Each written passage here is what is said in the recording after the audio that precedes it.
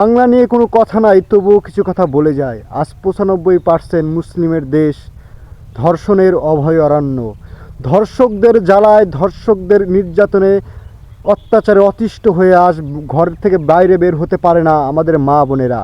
আর বড় বড় ধর্ষকদের গুরু মাওলানা মোকাদ্দেম, তারা হচ্ছে সেই সব ধর্ষিতা নারীদেরকেই দোষ দিয়ে বলে আপনারা কেন ঘর থেকে বের হন।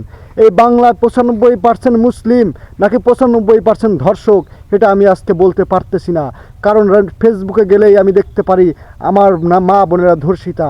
আমার মা বোনেরা ঘর থেকে বের হতে পারছে না, তাদের নাকি সব কিছু ঢেকে ঢেকে বের হতে হবে, তাদের নাকি আজকে থেকে ঘরের ভিতরে বন্দি থাকতে হবে।